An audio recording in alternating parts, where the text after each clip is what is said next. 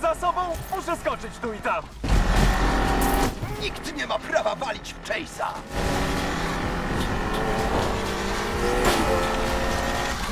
Dobrze wyglądam? To nie moje pierwsze spotkanie z policją. Rozpoczynam pościg za podejrzanymi.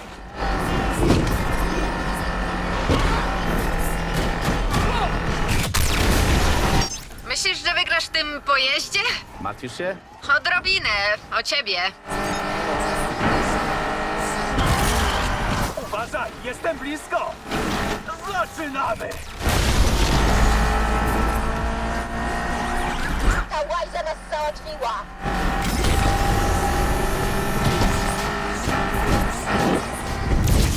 Na pewno tym dojedziesz? Nie pracowałaś przy tym, więc tak.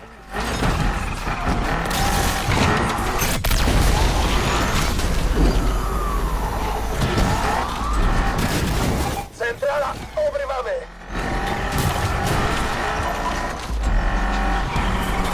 Tu jednostka przechwytująca. Rozwalmy tego rajdowca. Zostawiłem cię w tyle. Dziwię się, że wciąż jesteś w grze. Myślałam, że nie wytrzymasz. Trzymam się i to mocno, jeśli to sugerujesz. Jednostka przechwytująca dołącza do pościgu za celem.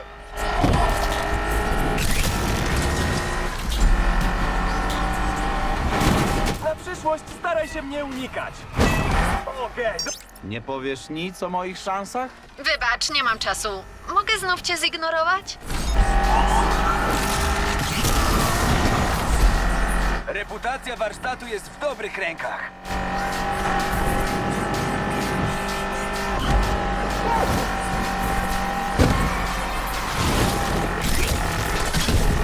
Patrol gotowy do pomocy.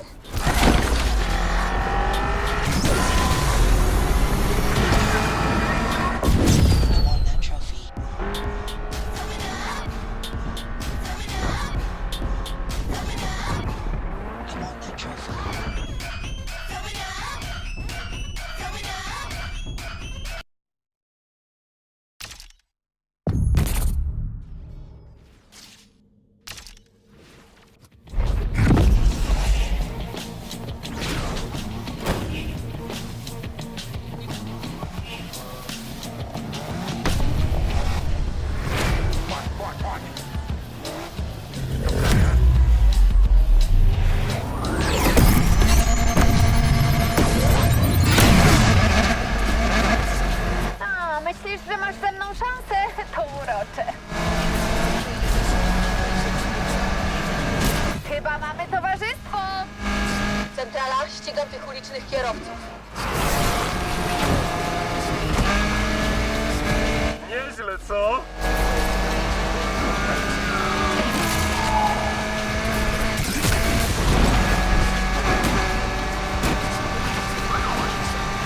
Pierwsza runda zaliczona, nie sądziłam, że dasz radę. Co, obstawiasz, że się rozwalę? Nie, wolę cię pokonać w prawdziwej walce. Centrala, patrol melduje się na miejscu. Gotowy do pomocy w usunięciu szumowiny z ulic.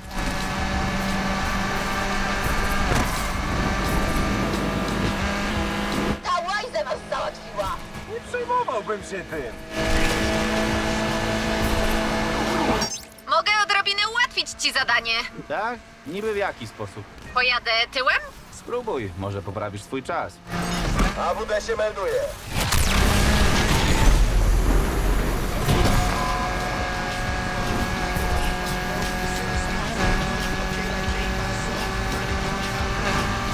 Czujesz już presję? To wszystko. Ej, O co chodzi, Jas? sprawdzam, czy wciąż jesteś w grze. Jedziesz w opasce na oczy? To by wiele wyjaśniało.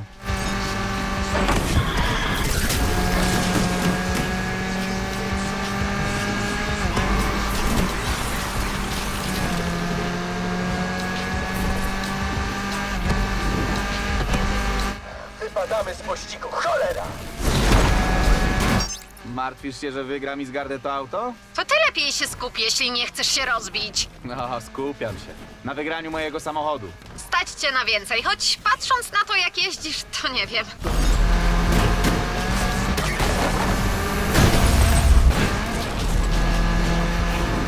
PWD dołącza do pościgu. Drużyno, dołączamy do pościgu.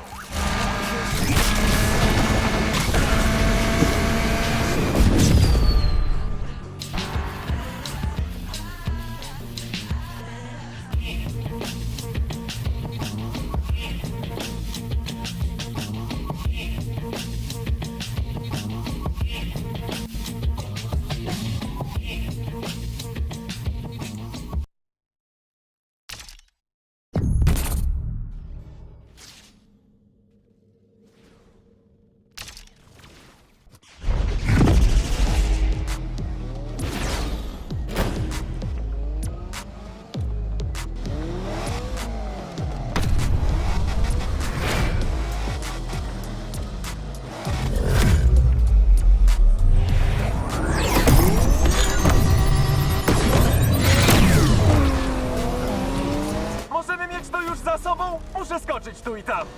Ścigam rajdowców. Nigdy się nie nauczysz, co? Centrala, widzimy cel. Namierzyliśmy go.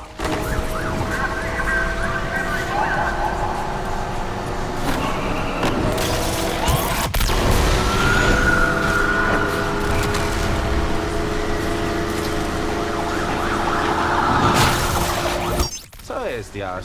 Ucichłaś ostatnio. Skupiam się na wyścigu. Ty też spróbuj. Spokojnie. Jestem o krok bliżej od odzyskania swojego auta, prawda? Całe życie możesz zgrywać ten paka, dziś sobie odpuść.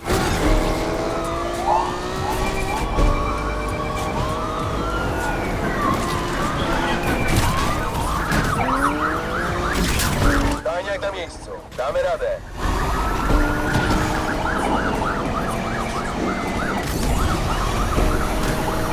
Centrala tu jedno... Ten lakier to twój wybór? Tak, a co? Mówią, że trzeba się ubierać do pracy, jaką się chce. Ty chyba chcesz być klaunem. Chyba zgarnę twoją kasę. Ciężki ma cel w zasięgu wzroku i rozpoczyna pościg.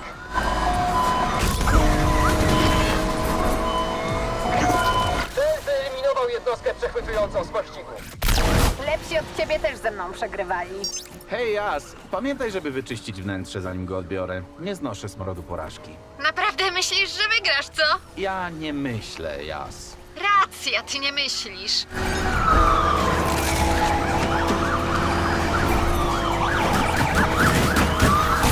Cholera, bardzo mocno obrywamy. Nie może uciec. Przyznaję, jestem zaskoczona twoim wynikiem. A co, moje umiejętności cię przerażają? Gdybym dostawała $1 za każdy twój dobry występ, miałabym $1. Do zobaczenia na imprezie!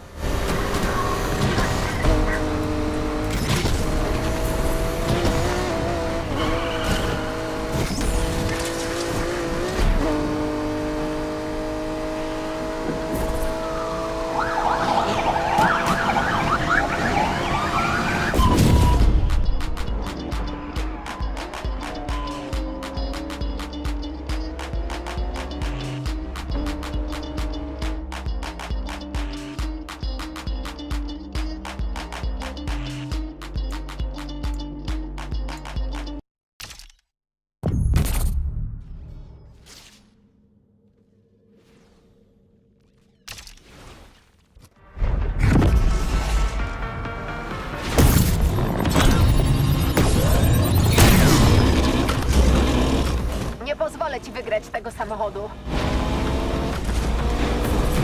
Chyba mamy towarzystwo! Na pewno chcesz tę furę? Nie traktujesz jej zbyt miło. Tu helikopter, zgubiłam cel.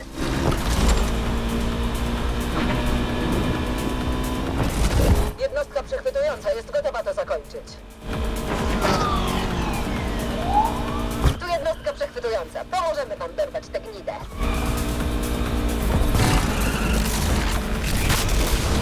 Jesteśmy. Myślisz, że nie wymiękniesz? Od 2 lat nie wymiękam. Są na to dobre leki, wiesz?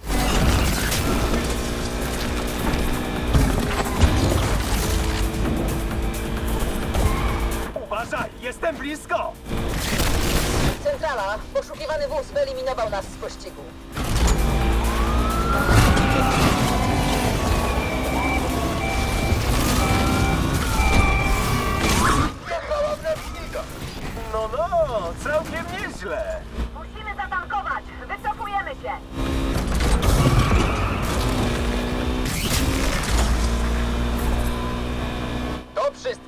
Ciesz się każdą chwilą za kółkiem tego auta, Jas. Niedługo o tym zapomnisz. Masz rację.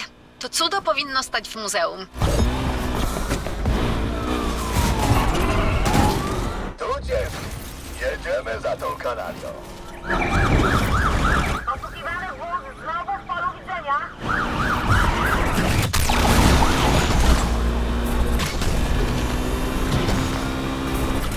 Centrala, tu jednostka przechwytująca. My też gonimy cel. Centrala, poszukiwany wóz wyeliminował nas z pościgu. Tylko niczego nie skrzać! Już blisko. Ja zawsze siadam za kółkiem z pokorą.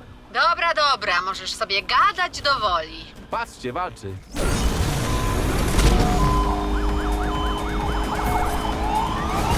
Ludzie, trochę to obrywamy.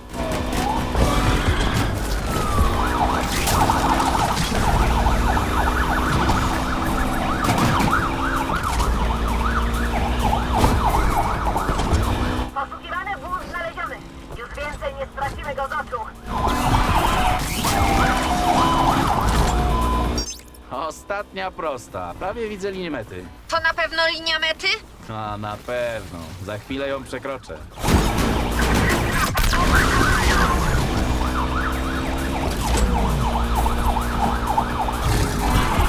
Nikomu nie oddam kasy bez walki!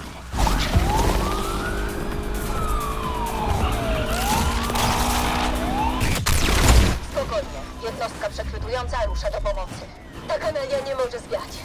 Centrala, helikopter na miejscu. Cholera. Znowu zgubiłam cel.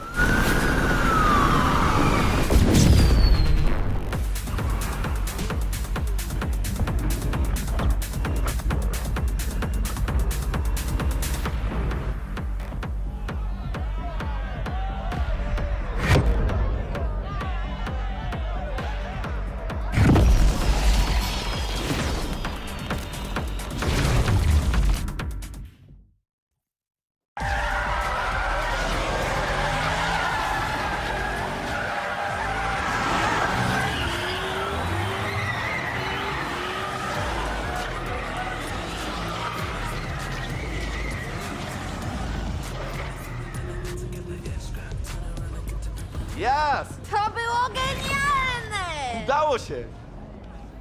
Uhu! Każdy lubi niespodzianki. Ach tak? A jak tam Alek? Spłukany dzięki tobie. Nie łapię. Czemu cię to cieszy? Dałam ci do zrozumienia, że pracuję dla Aleka? Ile razy mam ci powtarzać, Speedy? Nigdy nie stawiaj na jednego konia. Kiedy wygrywam, wygrywam. Kiedy przegrywam, też wygrywam.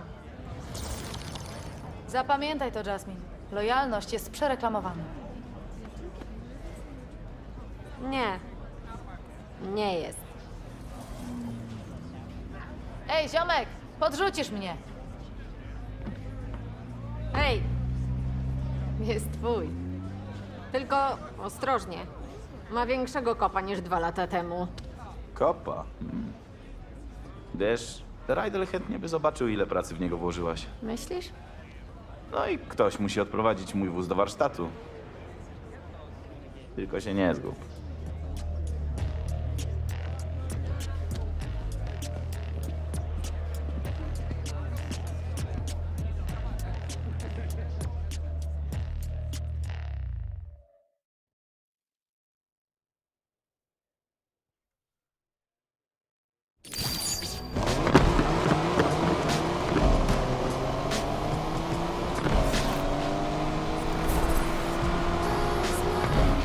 Jasnie, żartowałaś. Jesteś ostrzejsza niż Carolina Reaper. Mówiłam. Ach, żeby tak poprowadzić to auto. I od razu je rozwalić? Zapomniałaś, co się stało? Nie, widziałam już, jak ci odbija. To ty odbiłaś się od wygranej. Nie szczypiesz się. Za wcześnie? Wyluzuj, dobra? No weź, zajęło mi to 2 lata. Zapomnij o ludzie. Dobra, tylko nie mów, że nie ostrzegałam. Musiałaś sporo pracować przez te wszystkie lata. Dzień i noc. To widać. Ale nie wierzę, że nie wygrałaś Grando nawet w tym. Dasz mi kiedyś o tym zapomnieć? W życiu. To miasto skrywa wiele wspomnień. Teraz to nasze miasto. W końcu staliśmy się częścią legendy Lakeshore. Wciąż czeka nas wiele pracy. Na szczycie nie ma lekko. Każdy chce cię pokonać. Uwierz mi. Niech spróbują, gdy będę prowadzić to cudo. Ryder wyskoczy z butów, gdy je zobaczy. Myślisz, że nie będzie zły, jak się zjawię? Czemu zły? Bo jest uparty? A patrzyłaś w lustro? Nie jestem uparta. Serio? A pamiętasz, jak w Deerings zamówiłaś mega ostrą kanapkę ze wszystkimi dodatkami? No i? Powiedział, dziewczyno, nie zjesz tego. No i? Wpychałaś wszystko, aż w końcu... Zwymiotowałam na Rajdela. A on na to? Następnym razem weź sałatkę, łatwiej doczyścić. Tęsknię. On za tobą też, Jas. Zobaczymy. Popełniłaś błąd, przyznaj. A co do błędów, Tak? co z panną? Ludzie uwielbiają emocje. Próbujesz zepsuć nastrój? Co, to tylko po mnie można pocisnąć? Co tu gadać? Bez niej nie byłoby wygranego granda. Więc zostałem wymieniona? Test nie miała zastąpić Jas. Nawet nie odróżniała klucza nasadowego od dynamometrycznego. Nie wątpię. Za to odróżniała słodkie ziemniaki od batatów. To jest jakaś różnica? Nie wiesz, co zamierzała? Naszły mnie wątpliwości, ale zależało mi tylko na tym, żeby cię pokonać. I dostałam za swoje. Ale tacy jak Tess myślą tylko o sobie. Może. Ale każdy zasługuje na drugą szansę, okazję do zmiany, nie? Tak, rozumiem ironię. Ciekawe, co zmajstrowaliście razem w warsztacie. Myślałam o tym, jak Rajdel prosił mnie o pomoc, kiedy nie mógł znaleźć kluczusia. Zabawne, bo tydzień temu gadał do kluczusia. I co mówił? Jak to jest, że teraz jesteś tam, gdzie cię odłożyłem? A ja mu mówię, że specjalnie go chowałaś, żeby mu dowalić. Wiesz, że zaraz zawrócę. Jas, nie możesz zwiać z kolejnym moim autem. Niczego nie obiecuję. Pamiętasz, jak zaczynaliśmy? Ha, no jasne. Para mechaników, którzy nie mają nic do stracenia. Miały nas czekać same łatwe zwycięstwa. To były twoje marzenia. Ja twardo stąpałam po ziemi. Może, ale wciąż nie wierzę, że zmusiłaś mnie do skoku. Mogło się skończyć jeszcze zanim się zaczęło, ale te emocje, co? Trudno z nimi walczyć. Po to żyjemy. Dla żądzy. Nie kończ. Ale tak, to dopiero koniec początku. Na pewno. Poza tym czegoś brakuje w moim warsztacie. Co? Ręki Jasmine.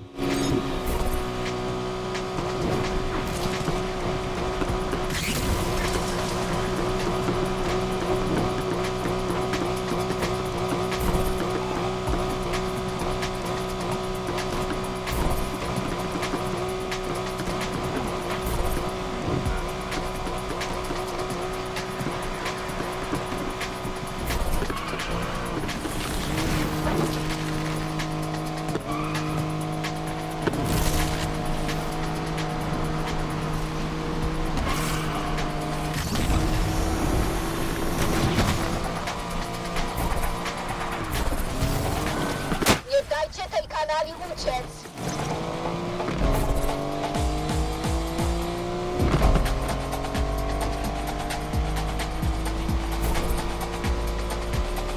Ciężki na drodze, jedziemy za celem! Dobrze, tak trzymaj, Łajso! Do wszystkich, jednostka przechwytująca na miejscu. Do wszystkich radiowozów! Poszukiwany wóz chyba mi uciekł.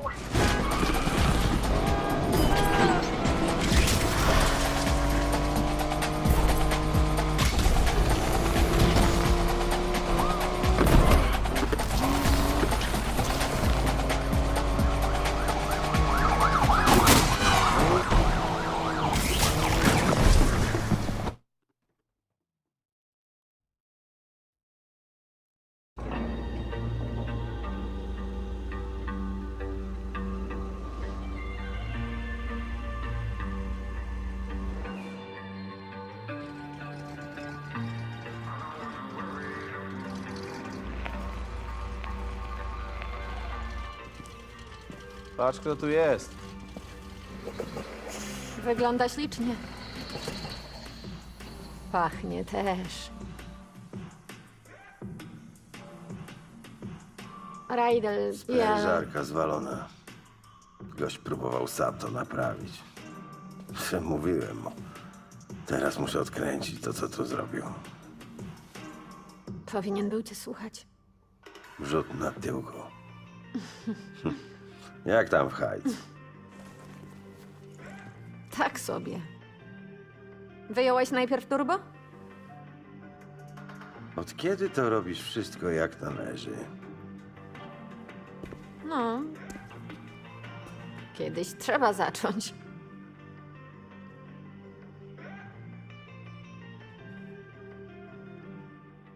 No dobra.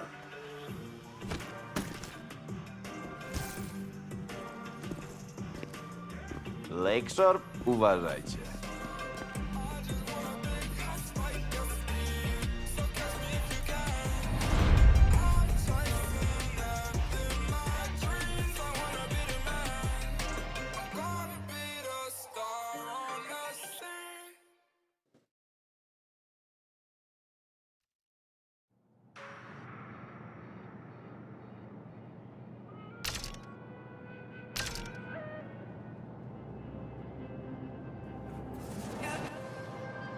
Street racing started in the street, right? So it's street. Hip hop is street. When you think about urban wear, which is skateboarding brands, which is called streetwear, it's all from the hood. And it doesn't necessarily mean it has to be a urban metropolitan or like hood. It's just for racing, for hip hop. Oh, as far as the correlation in hip hop, street racing, the big rims and shit like that. Spinners. Spinners were made to try to cool down exhaust and all of that shit. We took it to hip hop in the early 2000s. All the ballers had spinners on their trucks and all of that shit, 24-inch rims. Even decking your car out. The car culture is really like essentially a street and hip hop culture. Struggle. That's where everyone comes from. So hip hop started from struggle. It was people who would take their parents' records, right? And they knew that in the beginning of this record is 10 seconds that the drum is just looping. What they'll do is put that on the Serato turntable, and then they'll loop that 10 seconds, and that's your beat. Then they'll take another record, put it on the other side of the turntable, and that gives you your percussions and your hi-hats. And then they just take a microphone and rap. Hip hop the foundation is built off sampling initially, like essentially. And that's what we do. So I think everything that goes into it, I think the struggle speaks out the best. And we all know that. It's the struggle. Everybody who wasn't like born with a silver spoon in their mouth, even those born with a silver spoon in their mouth, they always feel a need to show that they're worthy, that they need to show their parents, man, I'm not just no hedge fund baby. Like I got this. I know rich born billionaire who own multi-million-dollar businesses by themselves, and it's not no Trump thing where the dad gave him only a $10 million loan. Like what the, you know what I'm saying? It's like people who do it themselves. And I think that even if you have a silver spoon, just keep going, because if you stop, bro, you can't afford to stop. No one can afford to stop, because if you stop, it's over, and that's the truth. And for lack of better words, in the most simplest terms, if you stop, it's over. We all share the same thing, which is struggle. And for anybody struggling, I just want some words of encouragement.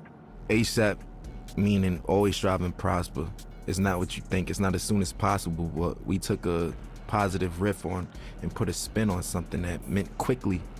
But for us, it's everything but fast. It actually has more of a positive perspective. And it was some form of encouragement that promoted prosperity and ambition amongst the young brothers.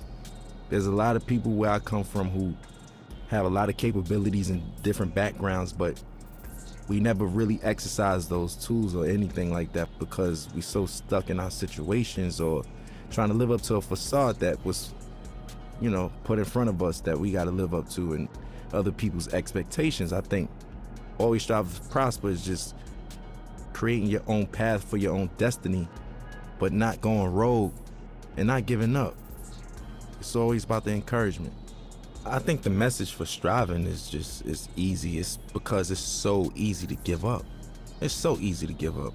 You could give up, you could start doing, you could give up and you could just stay at home or, give up all aspirations. You could give up on life. You could give up on your friends, yourself, your family. I think prosperity is just what we all want in the long end and what we hope for. And that's what we work towards. Because I think this phrase and this crew is supposed to show you that if you strive, you shall prosper. Everybody has some type of support. So, I mean, I don't think that it's wise to try to take on everything as an individual by yourself, but you don't necessarily need a crew. It just worked out for me. We formed this brotherhood and this brothership because we don't have that where we from.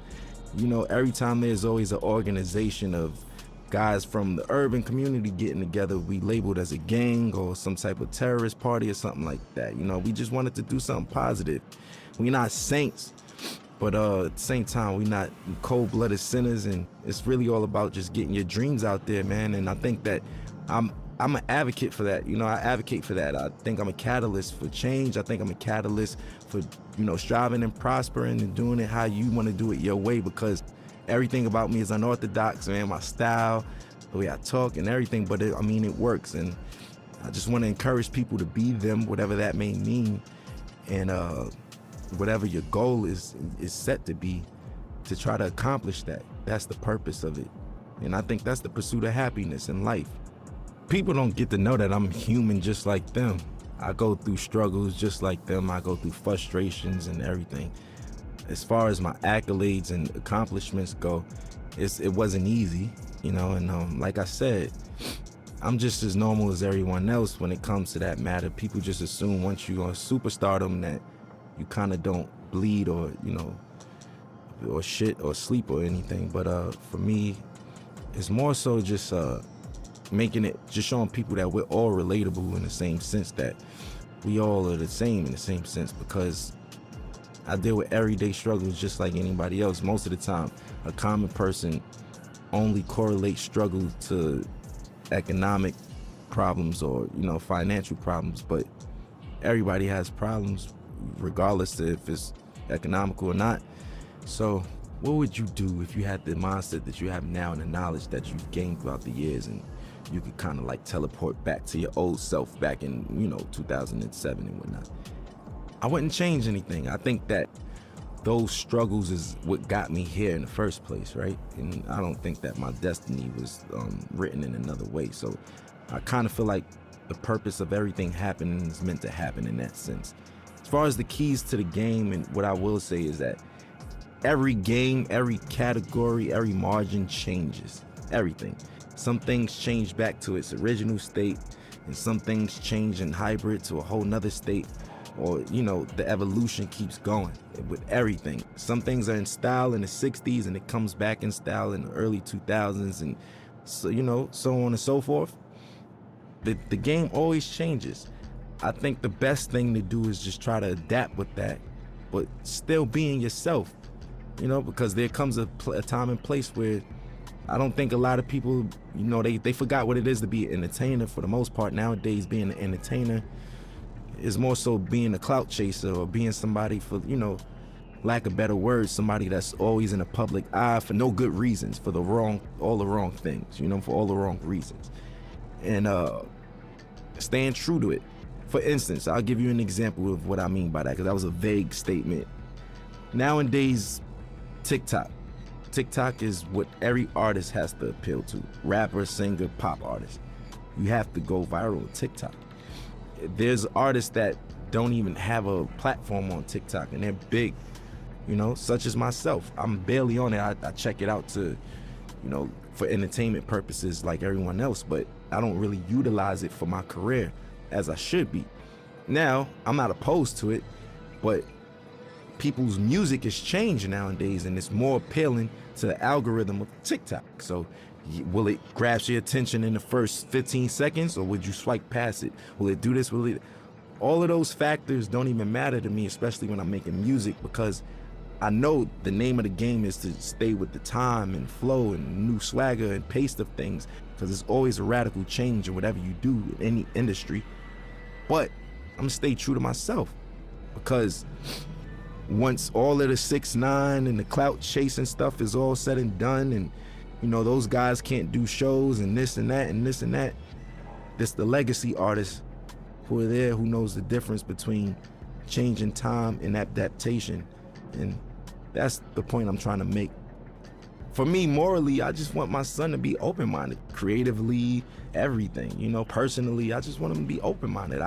Nobody wants a bad seed, right? So we all pray for the same thing. I just want to have a normal child that expresses himself through his art or artistically, and, you know, something like his dad in that matter. You know, I want him to be free, man. Like, I don't want him to discriminate against people, prejudice, none of that shit, you know? None of that bullshit, man. My stage name isn't my real name, which is named after the God MC, Rakim himself. I felt like that was like if I was a basketball player, I got named Michael Jordan.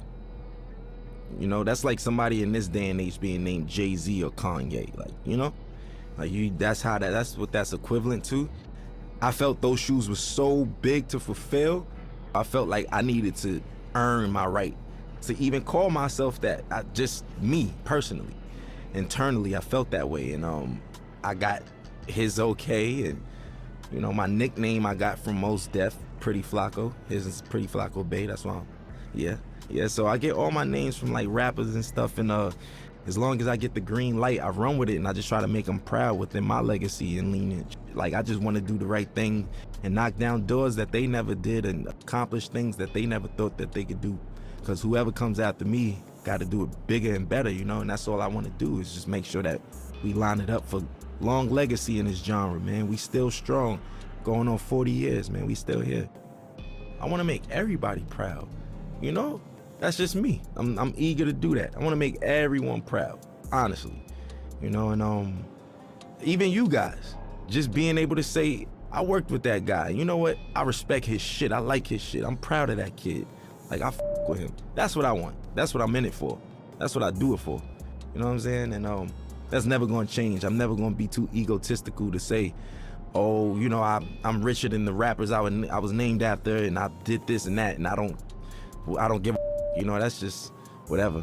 You know, that's just not my motto. That's not my thing. It's not my swag. So for me, I just want to make everybody proud because I'm a student and I'm always learning. And, you know, the gratitude from certain people and individuals and validation is what counts, you know. I grew up in a household of 4 siblings, but in general, there's 14 of us. And yeah, man, it's a lot of us, a lot of responsibilities. I'm the oldest, yeah, I'm the oldest from my pop's side, so my pops passed away, and here I am with my brothers, and I'm like a dad figure in that sense. So that's why I was like, I kind of been a dad for a while now, technically, you know. It taught me I was just a weird motherfucker, man. I was like different from all of them.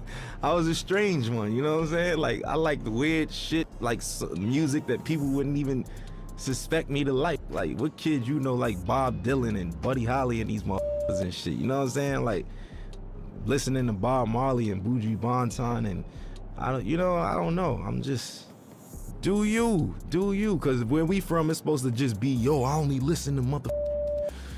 You know what I'm saying? I only listen to hoodie rap. That's it. I'm a killer.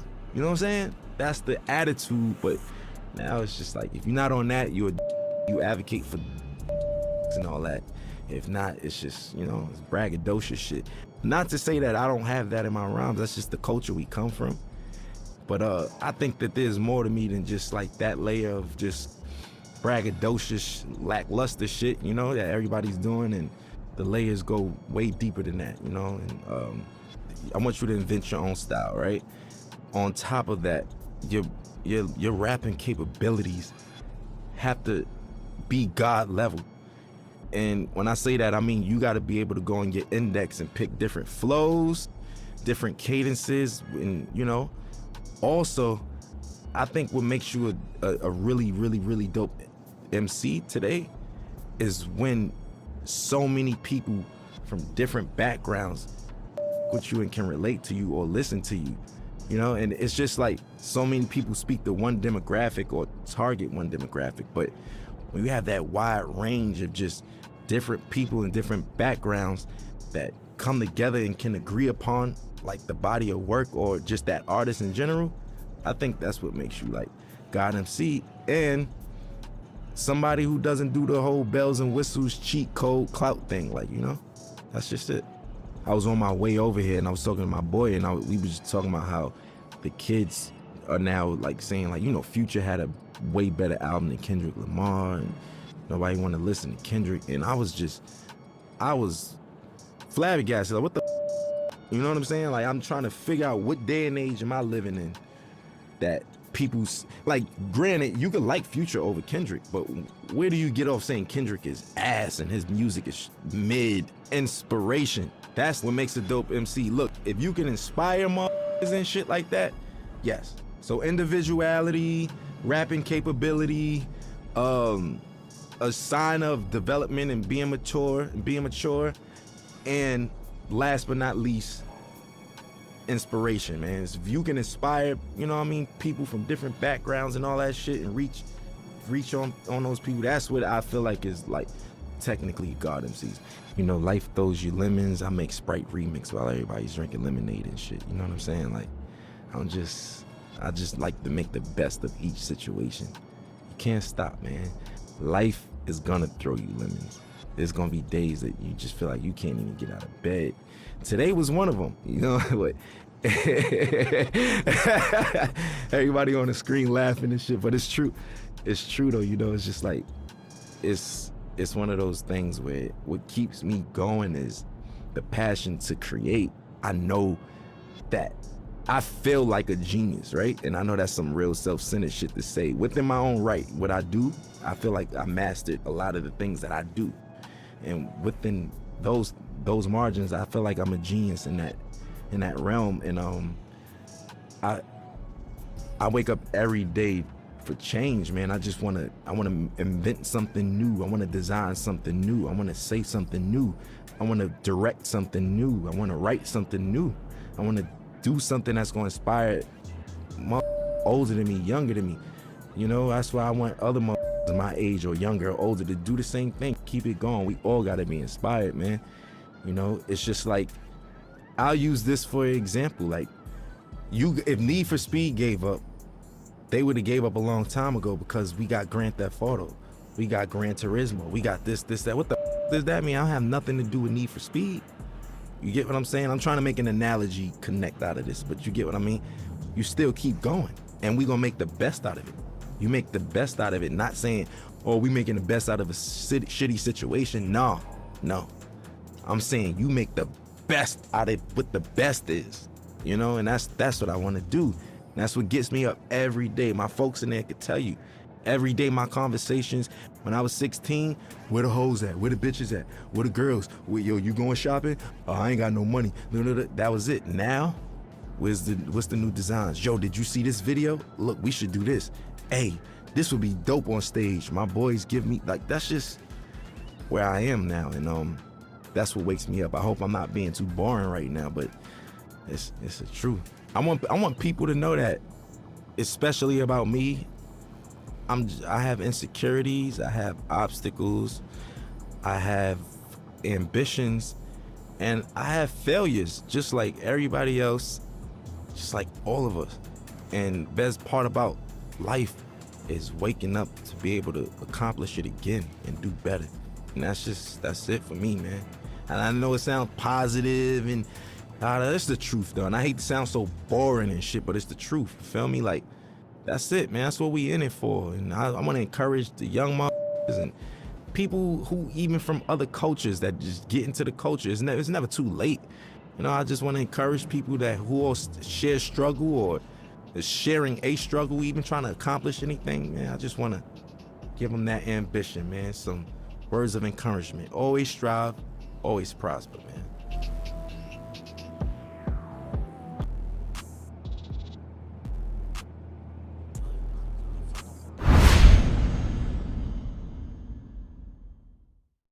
PlayStation